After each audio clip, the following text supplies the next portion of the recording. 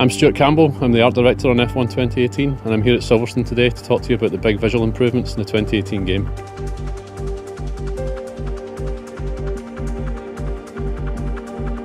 The first thing I looked at when I joined the project was where F1 2017 was visually and where we could make the biggest visual wins in the time frame that we have. And the biggest win for me this year has definitely been the atmospheric system. Last year we only had a very simple height fog, but this year we've got a full atmospheric system that gives a greater sense of depth in the scene.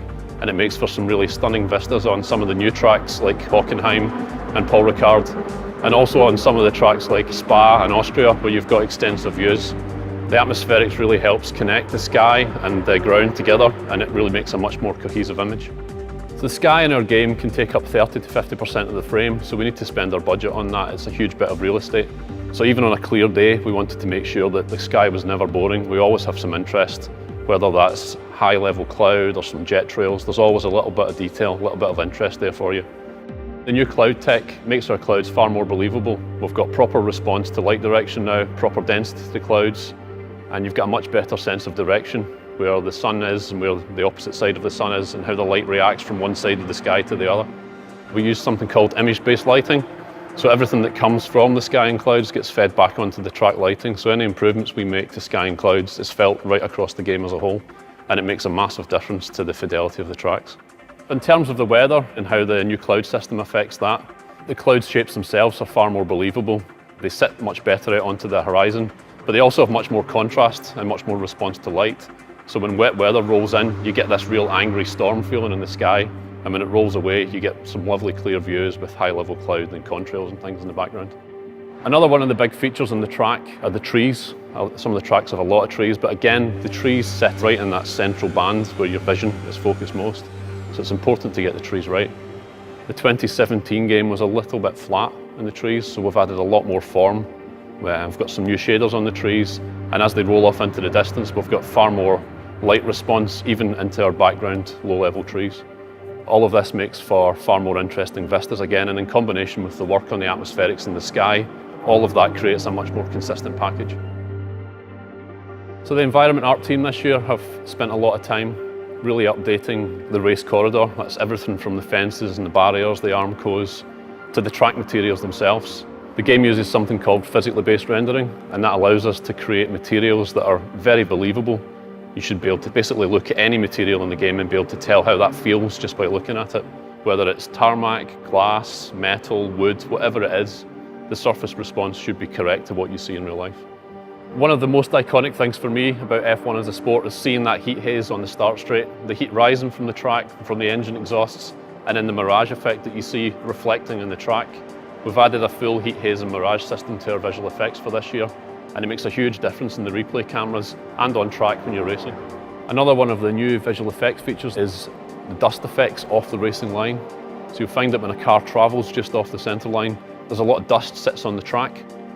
The cars will now release that dust into the air, so you'll get a visual feedback when you're actually not on the most accurate line that you should be. That dust will disperse as the race goes on, as it naturally leaves the track. And if the rain comes on, obviously it neutralises the dust as well. Our key visual goals with F1 is always to make it as authentic and realistic as we possibly can, and the cars are a huge feature of the sport. Our vehicle artists go to great lengths to scan the cars in extreme detail. They then take this scan data back and they use it as a reference check when they're modelling vehicles. They can check every single little detail out and make sure everything's in the right place, from a bolt to a screw, everything's accurately represented. Character rendering is one of the biggest things we wanted to tackle this year, so we wanted to get the quality really up in this area. We've got a brand new character skin shader and brand new hair rendering as well. The skin itself interacts with light in a very specific way. We've got something called subsurface scattering that depicts how the light moves through the likes of your ears and the edges of your skin, and we've recreated all of that in our shader. The characters in the game all come from 3D scan, whether it's the drivers in the game or whether it's our key characters like the agent or our new reporter character. The improvements to the game lighting in combination with the character shader have had a huge impact on making our characters far more lifelike than they've ever been, and I think everyone will really be pleased when they see the results. Our previous titles all had very simple facial animations, but this year we've added a new morph-based animation system.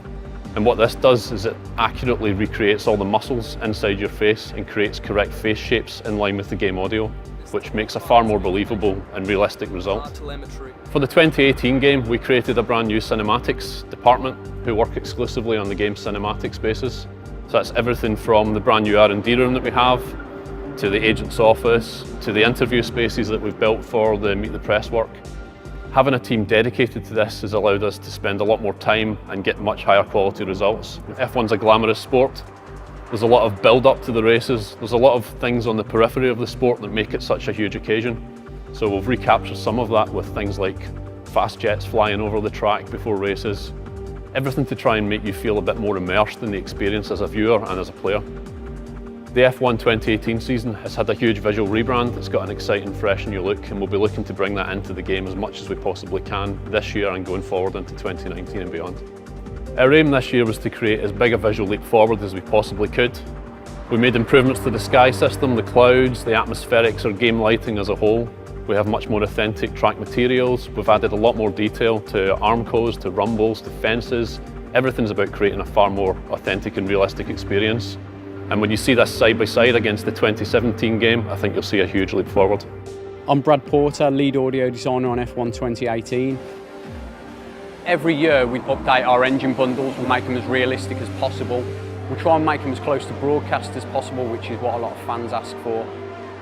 We've been over to tracks such as Abu Dhabi, Barcelona and Paul Ricard over the last year, working directly with F1 teams, going into the garages with them on test sessions, miking up the cars on board with our new radio gear, and then we're standing at the side of the track for externals. We're in the garages recording ambisonics, we're out in the paddock, we're out in the pit lane. We've overhauled the distance tones this year, and we're no longer just filtering out the bundles anymore, we're actually getting authentic sounds of F1 cars at distance and blending between the onboard and the external shots, and it's created a far more believable broadcast sound.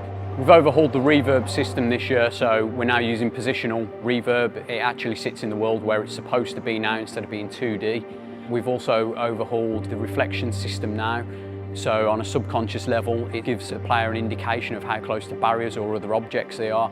All the music is now mixed and mastered in surround. We wanted the music to feed into the expensive nature and tech of the world. So you'll notice one organic soundtrack throughout the front end. The sub-menus all follow one coherent theme, but there's slight differences between each menu, so we're trying to feed in with things like time trial. You'll hear little bits of ticking in the music. When you go into the options menu, we drop everything down and just have a subtle piano so you can concentrate on moving your settings around. From an audio point of view, the game is now sounding far more believable and far more authentic.